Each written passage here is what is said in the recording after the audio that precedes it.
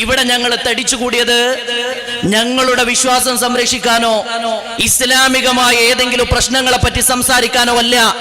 ഈ രാജ്യത്തിന്റെ ഭരണഘടന അപകടത്തിലാണ് എന്നുറക്കെ പറയാനാണ്, ഭരണഘടനയെ സംരക്ഷിക്കാനാണ്. ഭരണഘടന ഉയർത്തിപ്പിടിക്കുന്ന മൂല്യങ്ങളെ ആ മൂല്യങ്ങൾക്ക് വേണ്ടി നിലകൊള്ളാനാണ്.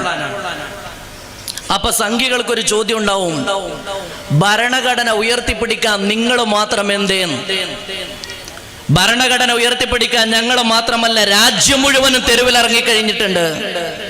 ഇനി അതിൽ നിങ്ങൾക്ക് എന്റെ കൂടുതൽ താല്പര്യം എന്തെന്ന് ചോദിച്ചാൽ, ഇന്ത്യ ഗേറ്റിൽ എഴുതി വെക്കപ്പെട്ട 90,000-ൽ പരം ഈ രാജ്യത്തെ ധീര രക്തസാക്ഷികളുടെ പേരെടുത്ത് പരിശോധിച്ചാൽ 60,000-ലധികം ഈ സമുദായത്തിൽ പിറന്നവരാണ്. അതുകൊണ്ട് സ്വാതന്ത്ര്യത്തിന് ജീവൻ കൊടുത്തവർക്ക് ഈ രാജ്യത്തിന്റെ മണ്ണിന്റെ മഹത്വം അറിയുന്നത് കൊണ്ട് ഞങ്ങൾക്ക് അടങ്ങിയിരിക്കാനാവില്ല. അതുകൊണ്ട് നമ്മൾ ഈ പോരാട്ടത്തിന്റെ മുന്നണിയിൽ കാണുന്നു എന്ന് മാത്രം.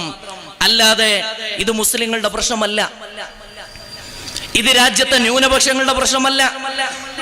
ഇത് മുസ്ലിങ്ങളുടെ പ്രശ്നവും ന്യൂനപക്ഷങ്ങളുടെ പ്രശ്നമൊക്കെ ആക്കി മാറ്റാൻ ചിലർ ശ്രമിക്കുന്നുണ്ട്. ആ ശ്രമവും ബാലിശമാണ്. നമ്മൾ അതിൽ വീണു പോകാൻ പാടില്ല. ഇന്നലെ വരെ നമ്മളായി ജീവിച്ചവർ, ഇന്നലെ വരെ ഒന്നായി ജീവിച്ചവർ, ഇന്ന് ഞങ്ങളും നിങ്ങളും എന്ന രീതിയിൽ രണ്ടായിട്ട് പകുത്തു മാറ്റണം. ഈ രണ്ടായി പകുത്തു മാറ്റുമ്പോഴുള്ള സൗകര്യം എന്താ? മറ്റു വിഷയങ്ങൾ മുഴുവനും അതോടെ ഇല്ലാതായി, മറ്റുള്ള ചർച്ചകൾ ഇല്ലാതായി.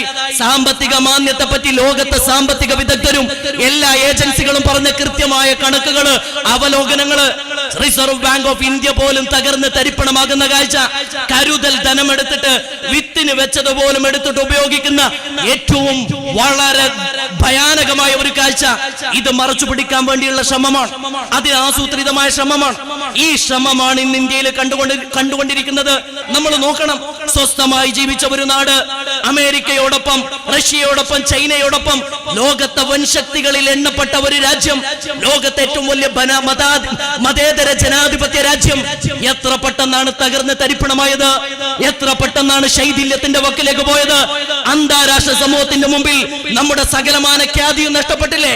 യൂണിറ്റി ഇൻ ഡൈവേഴ്സിറ്റി, നാനാത്വത്തിൽ ഏകത്വം എന്ന ഉന്നതമായ ഒരു മൂല്യത്തെ ലോകത്തെ കാണിച്ച ഒരു ജനത, ആ ജനത ലോകത്തിന്റെ മുമ്പിൽ തല താഴ്ത്തി നിൽക്കേണ്ട ഒരവസ്ഥ സംജാതമായി. ഇതിനെതിരെയാണ് നമ്മൾ പോരാടേണ്ടത്. ഈ പോരാട്ടം ജനാധിപത്യം സംരക്ഷിക്കാൻ വേണ്ടിയുള്ളതാണ്. ഈ പോരാട്ടം ഭരണഘടന സംരക്ഷിക്കാൻ വേണ്ടിയുള്ളതാണ്. ചില ആളുകൾ ആ രീതിയിൽ ഇതിനെ ഒരു മുസ്ലിങ്ങളുടെ പ്രശ്നമായിട്ട് ചുരുക്കി കാട്ടാനുള്ള ശ്രമങ്ങൾ നടത്തുന്നുവെങ്കിൽ നമ്മൾ അവരോട് പറഞ്ഞു കൊടുക്കണം, ഇത് മുസൽമാന്റെ പ്രശ്നമേ അല്ല, മുസൽമാന്റെ പ്രശ്നമേ അല്ല. ഗോൾവാൾക്കറുടെ ഒരു പുസ്തകമുണ്ട്, we or our nation defined, നമ്മൾ അല്ലെങ്കിൽ നമ്മുടെ രാജ്യം നിർവചിക്കപ്പെടുന്നു എന്ന് പറയുന്ന പുസ്തകം. ആ പുസ്തകത്തിൽ അദ്ദേഹം പറയുന്ന ഒരു ഭാഗമുണ്ട്, നമ്മൾ നമ്മുടെ energy, we don't waste, Hindus don't waste their energy. Hindu സമൂഹം അവരുടെ ഊർജം കളയാൻ പാടില്ല. ഫൈറ്റിംഗ് അഗൈൻസ്റ്റ് ദ ബ്രിട്ടീഷ്, ബ്രിട്ടീഷുകാരനോട് പോരാടിയിട്ട് പിന്നെന്താ ചെയ്യേണ്ടത്? എനർജി മുഴുവനും എടുത്തു വെക്കണം, ഊർജം സംഭരിച്ചു വെക്കണം. ഇവിടുത്തെ ആഭ്യന്തര ശത്രുക്കൾക്കെതിരെ പോരാടാൻ ഒന്നാമത്തെ ശത്രുവാരാ മുസ്ലിങ്ങളാണ്. ഇപ്പോഴുള്ള പടയൊരുക്കം മുസ്ലിങ്ങൾക്കെതിരെയാണെങ്കിൽ രണ്ടാമത്തെ ശത്രുക്കൾ അവർ പറയുന്നു അത് കമ്മ്യൂണിസ്റ്റുകാരാണ്, ക്രൈസ്തവരാണ്. മൂന്നാമത്തെ ശത്രുക്കളാരാ? അത് കമ്മ്യൂണിസ്റ്റുകളാണ്.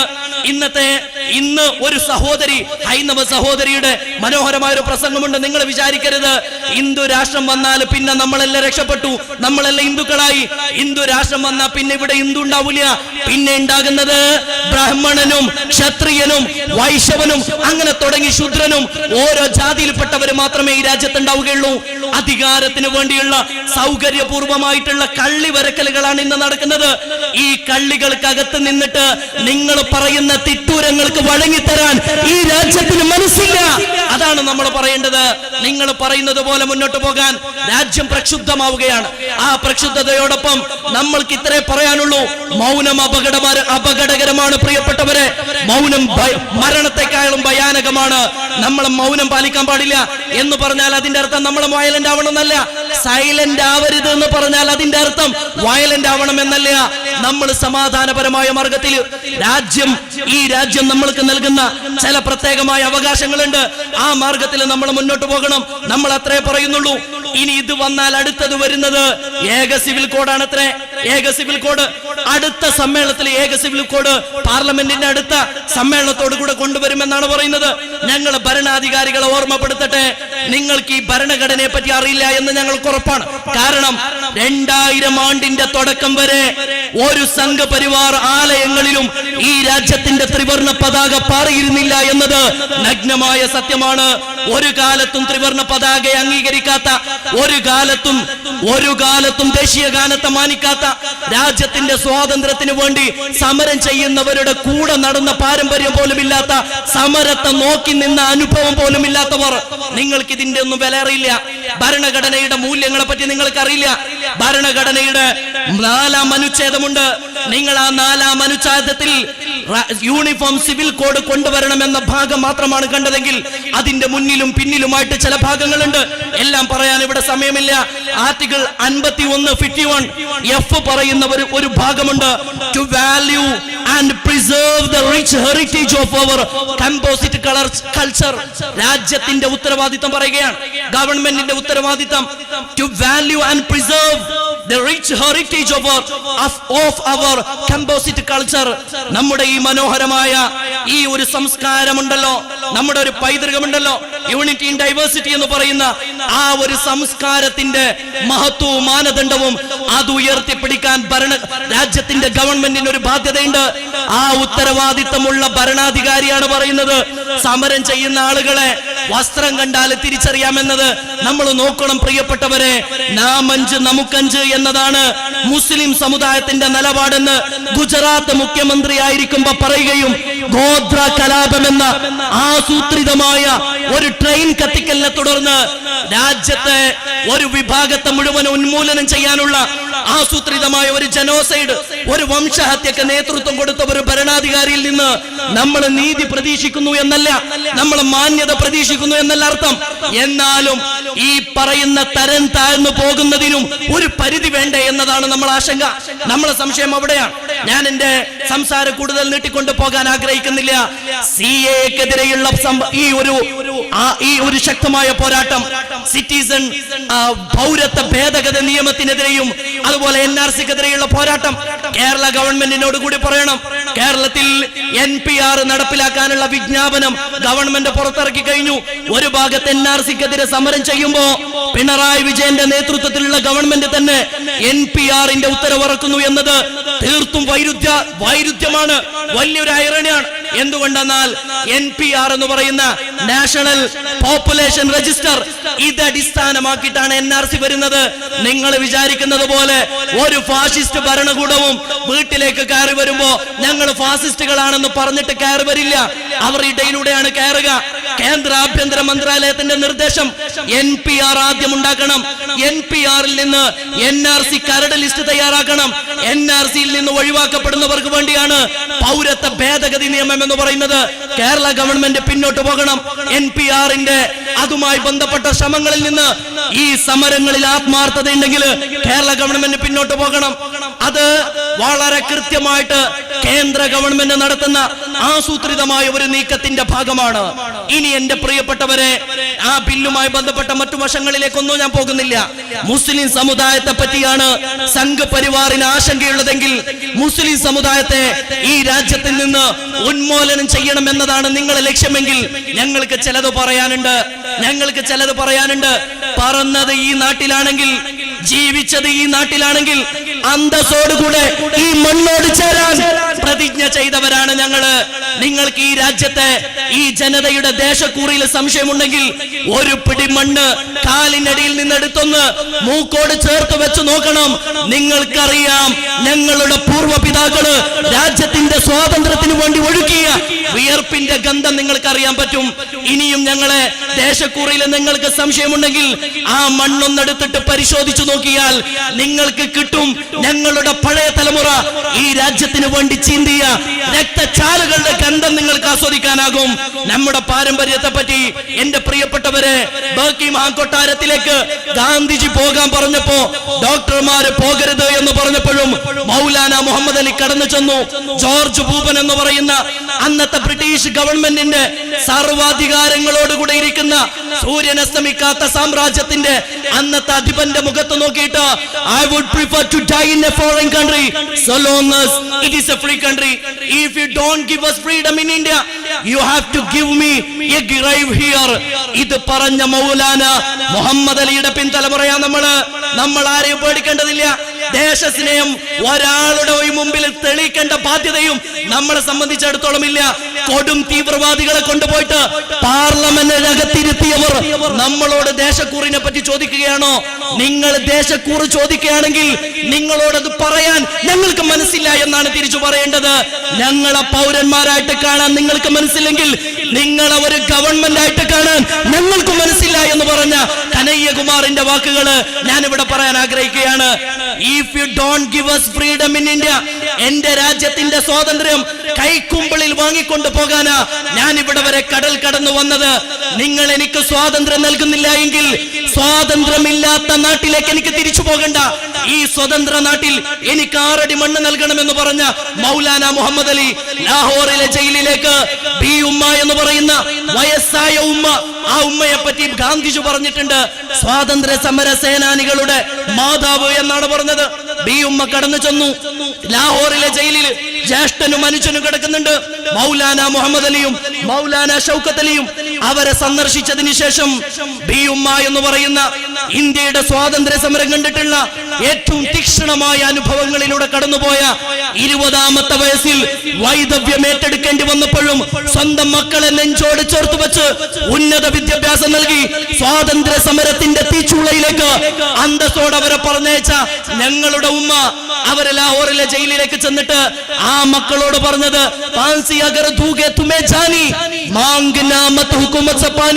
മക്കളെ, കഴുമരമാണ് നിങ്ങൾക്ക് ഗവൺമെന്റ് നൽകുന്നതെങ്കിൽ അധികാരം ഇന്നത്തെ ഗവൺമെന്റ് ബ്രിട്ടീഷുകാരന് കൊല്ലാനാണ് കൊണ്ടുപോകുന്നതെങ്കിൽ കഴുമരത്തിന്റെ ചോട്ടിൽ നിൽക്കുമ്പോഴും അവന്റെ കയ്യിൽ നിന്ന് അവസാനത്തെ തുള്ളി വെള്ളം അവന്റെ കയ്യിൽ നിന്ന് വാങ്ങിക്കുടിക്കരുതേ എന്ന് പറഞ്ഞ ഭീയുമ്മയുടെ പിൻതലമുറയാ ഞങ്ങള്. ഇനിയും പറയാൻ ഒരുപാടുണ്ട് എന്റെ പ്രിയപ്പെട്ടവരെ, ഒരുപാടുണ്ട്. അതുകൊണ്ട് വ്യർത്ഥമാണ് പേടിപ്പിക്കല്, ഭീതി വിതക്കലാണ് ഫാഷിസത്തിന്റെ തന്ത്രം. ഫാഷിസം നിലനിൽക്കുന്നത് ഭീതിയിലാണ്. ആളുകളെ പേടിപ്പിക്കും. നിങ്ങൾ പേടിപ്പിക്കുന്നത് പലരെയും പേടിപ്പിക്കുന്നത് പോലെ ഈ ഉമ്മത്തിനെ പേടിപ്പിക്കാമെന്നത് വെറുതെയാണ്. ആ മോഹം വ്യാമോഹം മാത്രമാണ്. എന്തുകൊണ്ടെന്നാൽ ഈ ദിനോസറുകൾ കൊണ്ടുവന്ന നിയമം കാണുമ്പോ നിങ്ങൾക്ക് പേടി തോന്നുന്നുണ്ടോ? തൂഫാന് വരുന്നു എന്ന് കേൾക്കുമ്പോ നിങ്ങൾക്ക് പേടി തോന്നുകയാണോ?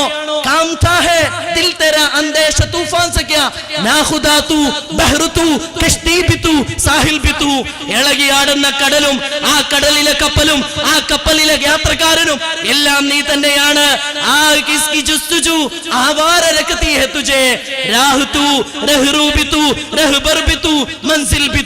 എല്ലാം നീ തന്നെയാണ്, എല്ലാം നീ തന്നെയാണ്. വഴിയിലെ പ്രയാസങ്ങള് അല്ലെങ്കിലും ആലോചിക്കേണ്ട പ്രിയപ്പെട്ടവരെ, ജീവിതം ഹൈറാകുന്ന കാലത്തോളം ജീവിപ്പിക്കണേ തമ്പുരാനെ. മരണം ഹൈറാകുമ്പോ മരിപ്പിക്കണേ എന്ന് പറയുന്ന മുഅ്മിനെ എങ്ങനെയാണ് ഒരു ഗവൺമെന്റിനെ പഠിപ്പിക്കാനാകുക? എങ്ങനെയാണ് പഠിപ്പിക്കാനാവുക?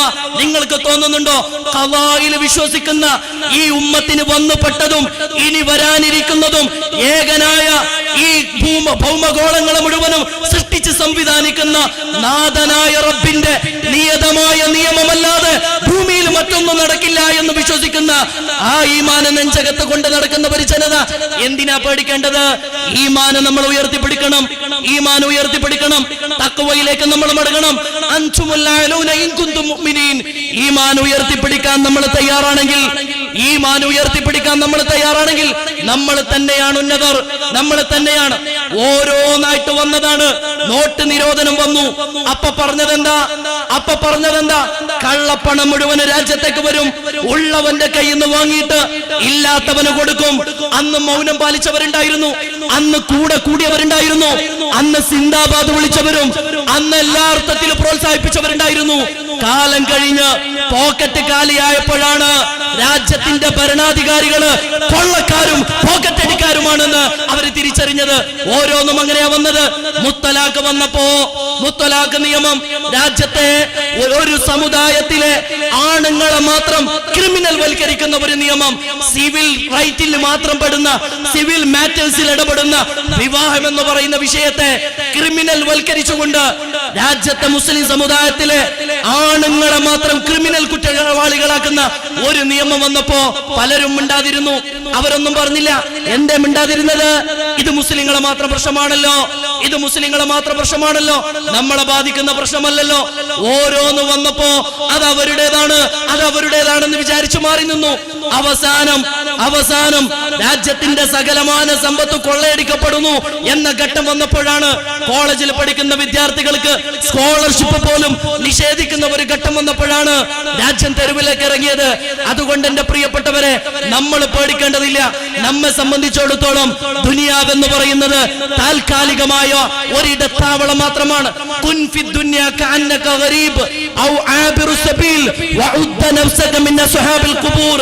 നീ ദുനിയാവിൽ വർത്തിക്കേണ്ടത് 14 നൂറ്റാണ്ടുകൾക്കപ്പുറം പരിശുദ്ധ പ്രവാചകൻ നബിയുനാ മുഹമ്മദ് മുസ്തഫ സല്ലല്ലാഹു അലൈഹി വസല്ലം തങ്ങൾ പഠിപ്പിച്ചിട്ടുണ്ട്. നീ ദുനിയാവിൽ കുൻ ഫി ദുനിയാ കഅന്നക ഗരീബ്, ഒരു വിദേശിയെ പോലെയാണ് കഴിയേണ്ടത്. സകലമാന സൗഖ്യത്തോടുകൂടെ സ്വച്ഛന്തമായി ഈ ഭൂമിയിൽ വാണരുളാം എന്ന നീയത്തോടുകൂടെ നമ്മൾ ഈ ഭൂമിയിലേക്ക് വന്നതല്ല. വെറും കയ്യോടെ വന്നതാണ്, ഒന്നുമില്ലാതെ വന്നതാണ്. പരിശുദ്ധ പ്രവാചകരെ പഠിപ്പിക്കുകയാ. അല്ലെങ്കിൽ നീ ഒരു കേവലം യാത്രക്കാരന് മാത്രമാണ്. നീ നിന്നെ കണക്ക് കൂട്ടേണ്ടത് ഖബറാളികളെ കൂട്ടത്തിലാണ്. അതുകൊണ്ട് എന്റെ പ്രിയപ്പെട്ടവരെ, ഖബറിനകത്ത് കഴിയുന്ന കോടാനകോടി മനുഷ്യരുണ്ട്. അവരോടൊപ്പം ഇന്നല്ലെങ്കിൽ നാളെ നമ്മളും ചെന്ന് ചേരേണ്ടവരാണ്. അതിനിടയിൽ മുദ്ദഈ ലാഖ് ബുരെ ചാഹേ തോ ക്യാ ഹോതാ ഹൈ, മുദ്ദഈ ലാഖ് ബുരെ ചാഹേ തോ ക്യാ ഹോതാ ഹൈ. ശത്രു പലതും മനസ്സിൽ കണക്ക് കൂട്ടുന്നുണ്ടാവും. നമ്മളൊക്കെ വിട്ടെറിഞ്ഞു പോകുമ്പോ സകലതും കൈക്കലാക്കാമെന്നും എല്ലാ സൗഖ്യങ്ങളും വാരിപ്പുണർന്ന് സ്വച്ഛമായിട്ട് ഇവിടെ ജീവിക്കാമെന്ന് വഹി ഹോതാ ഹൈ ജോ മൻസൂർ ഖുദാ ഹോതാ ഹൈ. അല്ലാഹ് തീരുമാനിച്ചതല്ലാതെ മറ്റൊന്നും ഈ ഭൂമിയിൽ നടക്കാൻ വേണ്ടി പോകുന്നില്ല. നമ്മൾ അങ്ങനെ ഉറച്ചു വിശ്വസിക്കുന്നവര് മാത്രമാണ്. അതിനിടയിൽ എന്റെ പ്രിയപ്പെട്ടവരെ, ഈ ഈമാനൊക്കെ ഉയർത്തിപ്പിടിക്കുമ്പോഴും രാജ്യത്തിന്റെ ഭരണഘടന നൽകുന്ന അവകാശങ്ങളിൽ ഒരു തരി നിഷേധിക്കാൻ, ഒരു തരി ഭരണഘടന അവകാശം ആരെങ്കിലും കൈയിട്ട് വാരാൻ വന്നാൽ ആ കൈ പിടിച്ചു മാറ്റാൻ നമ്മളെ കൊണ്ട് സാധിക്കും. അതിലൊരു സംശയവുമില്ല. അഹിംസ എന്ന മാർഗത്തിലൂടെ അർദ്ധനഗ്നനായ ഫക്കീർ എന്ന് വിശേഷിപ്പിക്കപ്പെട്ട മഹാത്മാഗാന്ധിക്ക് 100 കോടിയോളം വരുന്ന ജനത അധിവസിക്കുന്ന ഇതിഹാസങ്ങളുടെ പുരാണങ്ങളുടെ ഈ മണ്ണിനെ വിമോചിപ്പിക്കാനായിട്ടുണ്ടെങ്കിൽ ആ പാത പിന്തുടരുന്നവർ നമ്മളെ സംബന്ധിച്ചിടത്തോളം ഇന്നത്തെ ഭയത്തിന്റെ കൂടപ്പിറപ്പുകളായിട്ടുള്ള ഫാഷിസത്തിന്റെ ഈ ദ്രംഷ്ടങ്ങളിൽ നിന്ന് രാജ്യത്തെ വിമോചിപ്പിക്കുക എന്നത് അത്ര വലിയ ശ്രമകരമായ ദൗത്യമൊന്നുമല്ല. പിന്നെന്താ നമ്മൾ ചെയ്യേണ്ടത്? നമ്മൾ ഒന്നിച്ചു നിൽക്കണം. ഏതുപോലെ നിൽക്കണം? 1949 ഭരണഘടനയുടെ ആമുഖത്തിൽ in our constituent assembly this 26th day of November 1949, 1949 November 26 ഭരണഘടനയുടെ ആമുഖത്തില് നമ്മൾ എഴുതി ഒപ്പിട്ട ഒരു ഭാഗമുണ്ട്. We the people of India having solemnly resolved to constitute India into a sovereign, socialist, secular, democratic republic. നാം ഭാരതീയർ മതത്തെ പറഞ്ഞിട്ടില്ല, മതങ്ങൾ രാജ്യത്ത് കലാപം ഉണ്ടാക്കിയിട്ടില്ല, മതങ്ങൾ പരസ്പര കലാപം ഉണ്ടാക്കാൻ പഠിപ്പിച്ചിട്ടില്ല. ഇന്ത്യയുടെ മണ്ണ് എന്ന് പറയുന്നത് ഒരുപാട് ചരിത്രങ്ങൾ പറയാനുള്ള മണ്ണാണ്.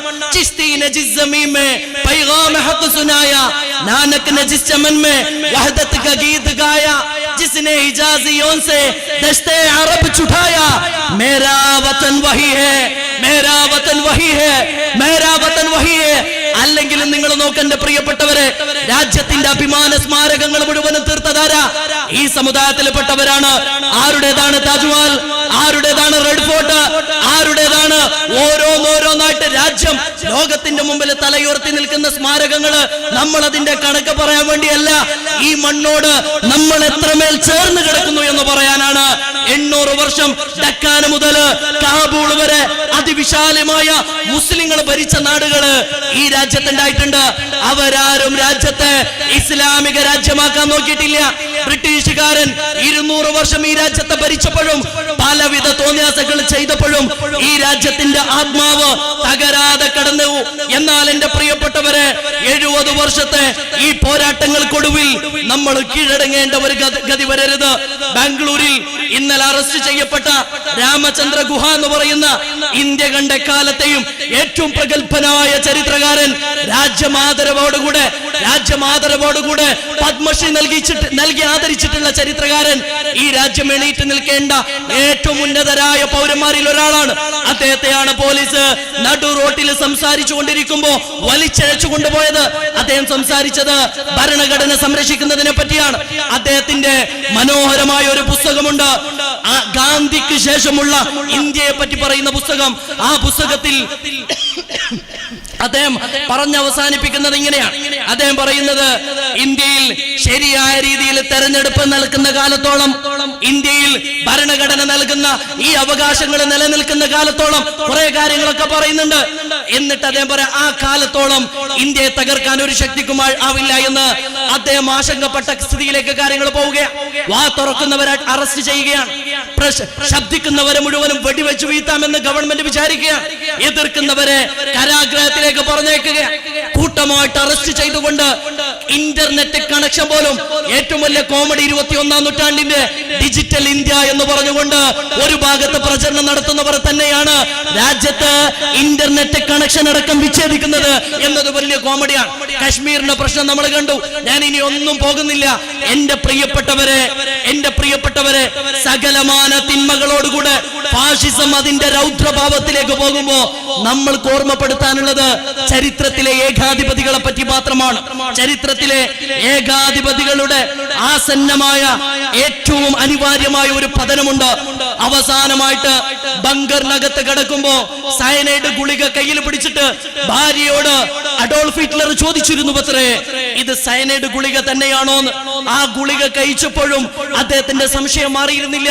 അതുകൊണ്ട് കയ്യിലെ തോക്കുകൊണ്ട് തലയുടെ ഇടത് ഭാഗത്തേക്ക് കാഞ്ചു വലിച്ച് ജീവൻ ഒടുക്കിയതാണ് Hitler.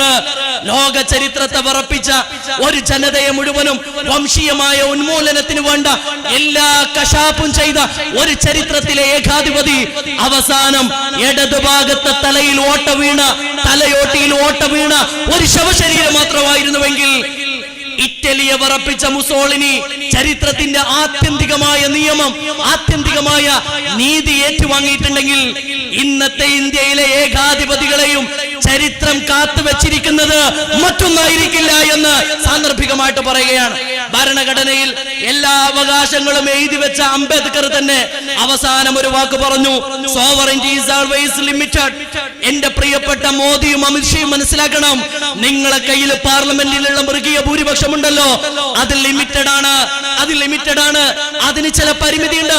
Sovereignty is always limited, no matter even if you assert that it is unlimited. നിങ്ങൾ വിചാരിക്കുന്നുണ്ടാകും അസാധ്യമായ അനന്തമായ അധികാരങ്ങളാണ് കയ്യിൽ വന്നതെന്ന്. എന്നാൽ because sovereignty in the exercise of power must reconcile itself to the sentiments of different communities. എത്ര വലിയ അധികാരം ഉണ്ടെങ്കിലും എല്ലാവരെയും ഉൾക്കൊണ്ടിട്ടല്ലാതെ ഒരു അധികാരത്തിന് മുന്നോട്ട് പോകാനാവില്ല. അങ്ങനെ ഒരു ഇൻക്ലൂസീവ്നെസ് ആണ് ഇന്ത്യയുടെ പാരമ്പര്യം. ആ പാരമ്പര്യത്തിൽ നിന്ന് വ്യതിചലിച്ച എക്സ്ക്ലൂസീവ്നെസ്സിലേക്ക് ചിലരെ പുറത്താക്കാമെന്നും ചിലരെ കൊണ്ടുപോയിട്ട് കടലിൽ തള്ളാമെന്നൊക്കെ വിചാരിക്കുമ്പോ തകരുന്നത് ഈ രാജ്യമാണ്. നമ്മുടെ പൂർവ്വപിതാക്കള് ചോര കൊടുത്ത് നേടിയെടുത്ത രാജ്യം, ആ രാജ്യമാണ് തകർന്ന് തരിപ്പണമാകുന്നത് എന്ന് വേദനയോടുകൂടെ പറയാൻ ഒരുപാട് കാര്യങ്ങളുണ്ട്. ഞാൻ ആ ഭാഗത്തേക്കൊന്നും പോകുന്നില്ല. ആത്യന്തികമായി ഇവിടെ തടിച്ചുകൂടിയ ഈ പൗരസമൂഹത്തോട് പറയാനുള്ളത്, ഇന്ത്യയുടെ ഭരണകൂടം ഇന്ന് നടത്തുന്നത് ഈ രാജ്യത്തിന്റെ നിലനിൽപ്പിന് നേരെയുള്ള വെല്ലുവിളിയാണ്. ഈ വെല്ലുവിളിയെ എങ്ങനെ നമ്മൾക്ക് ചെറുത്തു തോൽപ്പിക്കാനാവും? പൗരധർമ്മം ഉയർത്തിപ്പിടിക്കുന്നതിലൂടെയാണ്. നമ്മൾ സമാധാനപരമായ സാധ്യമാകുന്ന വഴിയിൽ ഇന്നത്തെ ഈ സായന്തനത്തിലെ നന്മയുടെ ഈ ഒരു കൂട്ടായ്മ കൊണ്ട് പോരാട്ടം അവസാനിപ്പിക്കാൻ പാടില്ല. എന്തു വലിയ നഷ്ടങ്ങൾ വന്നാലും നമ്മൾ ഈ പോരാട്ടത്തിന്റെ വഴിയിൽ മുന്നോട്ട് പോകാൻ പാടില്ല. നമ്മെ സംബന്ധിച്ചിടത്തോളം ഈ പോരാട്ടത്തിന്റെ പാരമ്പര്യം പുത്തിരിയല്ല എന്നത് ഒരു ചരിത്രപരമായ സത്യമാണ്. യൂറോപ്പിന്റെ വാതിലിലേക്ക്, കോൺസ്റ്റാന്റിനോപ്പിളിലേക്ക് പട നയിച്ച് കപ്പലിലേക്ക് കടന്നു വന്ന 20 വയസ്സ് പ്രായമുള്ള താരിഖ് ഇബ്നു സിയാദ് എന്ന ചെറുപ്പക്കാരൻ കരയിലേക്ക് ഇറങ്ങിയപ്പോ മുന്നിൽ പാരാവാരം പോലെ വലിയ സൈന്യം ഇങ്ങനെ കിടക്കുന്നുണ്ട്. താരിഖ് ഇബ്നു സിയാദ് അനുയായികളോട് പറഞ്ഞത് കപ്പല് കത്തിക്കാനാണ്. കപ്പല് കത്തിക്കാൻ ചീറി മുറിച്ച് ആർത്തിരമ്പുന്ന കടല് കടന്നു വന്ന കപ്പല്, ആ കപ്പല് കത്തിക്കാനോ? അനുയായികൾ ഇങ്ങനെ അത്ഭുതത്തോടെ നോക്കി. താരിഖ് ഇബ്നു സിയാദ് പറഞ്ഞു കപ്പല് കത്തിക്കണം. കപ്പല് കൂട്ടം ഒന്നായിട്ട് കത്തിച്ചു. എല്ലാം കത്തിച്ചതിന് ശേഷം സൈന്യത്തിന്റെ മുന്നിൽ നിന്ന് താരിഖ് ഇബ്നു സിയാദ് പറഞ്ഞ ഒരു വാക്കുണ്ട്, അൽ അദുവ്വു മിൻ അമാമികും, നിങ്ങളെ മുന്നിൽ കാണുന്നത് ശത്രുക്കളാണ്. വൽ ബഹ്റു മിൻ വറായികും, നിങ്ങളെ പിറകിലുള്ളത് കടലാണ്, അലകടലാണ്. ഒന്നുകിൽ നമ്മൾ ഇവിടെ പോരാടി മരിക്കും, നമ്മൾ അല്ലെങ്കിൽ ജയിക്കും. ജയിച്ചാലും സ്വർഗമുണ്ട്, മരിച്ചാലും സ്വർഗമുണ്ട്. ജയിച്ചാലും സ്വർഗമുണ്ട്, മരിച്ചാലും സ്വർഗമുണ്ട് എന്ന് വിശ്വസിക്കുന്ന ഒരു ജനത. താരിഖ് ഇബ്നു സിയാദ് ആ സൈന്യത്തെ ചെറുത്തു തോൽപ്പിച്ച് മധ്യകാല യൂറോപ്പിന് നാഗരികതയുടെ വെളിച്ചം, ലോകത്തെ നന്മയുടെ മാനവിക മൂല്യങ്ങളുടെ വെളിച്ചം കൈമാറിയത് ആ ഇസ്ലാമിക സമൂഹമായിരുന്നു. എന്റെ പ്രിയപ്പെട്ടവരെ, ഇന്ത്യക്കും പറയാനുണ്ട് മുഹമ്മദ് ബിൻ ഖാസിമിന്റെ ചരിത്രം. ഞാൻ അങ്ങനെ ചരിത്രത്തിലേക്കൊന്നും പോകുന്നില്ല. അതുകൊണ്ട് പ്രിയപ്പെട്ടവരെ, പേടിക്കാനൊന്നുമില്ല. എത്ര വലിയ അഗ്നികുണ്ഡം ഒരുക്കാൻ ഏതു വലിയ നമ്രൂദുമാരുണ്ടെങ്കിലും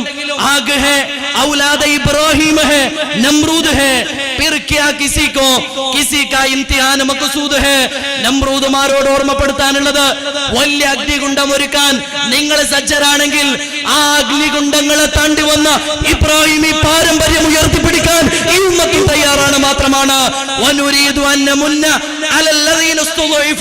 മർദ്ദിത ജനതയുടെ കയ്യിലേക്ക് എല്ലാ അധികാരങ്ങളും കൊടുക്കാനും അവരധികാരികളും ഈ ഭൂമിയുടെ അനന്തരാവകാശികളുമാക്കാൻ നാം ആഗ്രഹിക്കുന്നു എന്ന പരിശുദ്ധ ഖുർആന്റെ പ്രഖ്യാപനം നമ്മൾക്ക് പ്രചോദനമാകട്ടെ. ഇന്ത്യ രാജ്യം എന്ന് പറയുന്ന ലോകത്തെ ഉന്നതമായ പാരമ്പര്യമുള്ള രാജ്യത്തിന്റെ ഈ ജനാധിപത്യ മതേതര സങ്കല്പങ്ങള് തച്ചുടക്കാൻ വരുന്ന ശക്തികൾക്കെതിരെ സന്ധിയില്ല സമരങ്ങൾ നടത്താൻ, പോരാട്ടങ്ങൾ നടത്താൻ ഇന്നത്തെ ഈ ഒരു കൂട്ടായ്മ എല്ലാ അർത്ഥത്തിലും ആവേശം പകരുന്നതാവട്ടെ. പഠിച്ച കോളേജിന്റെ പേരോ കയ്യിൽ കിട്ടിയ ഡിഗ്രി സർട്ടിഫിക്കറ്റിന്റെ കോപ്പിയോ കൂടെ പഠിച്ച ഒരാളെ പോലും കാണിക്കാനോ പറ്റാത്ത ഭരണാധികാരി രാജ്യത്തെ കോടിക്കണക്കിന് ജനങ്ങളോട് പൗരത്വത്തിന്റെ രേഖ ചോദിക്കാൻ വന്നാൽ പോയി പണി നോക്കണ എന്ന് മാത്രമേ ഈ ഉമ്മത്തിന് പറയാനുള്ളൂ, ഈ രാജ്യത്തിന് പറയാനുള്ളൂ എന്ന് പറഞ്ഞുകൊണ്ട് ഞാൻ എന്റെ വാക്കുകൾ അവസാനിപ്പിക്കുന്നു. വആഖിറു ദഅവാനാ അൽഹംദുലില്ലാഹി റബ്ബിൽ ആലമീൻ. അസ്സലാമു അലൈക്കും വറഹ്മത്തുള്ളാഹി വബറകാതുഹു.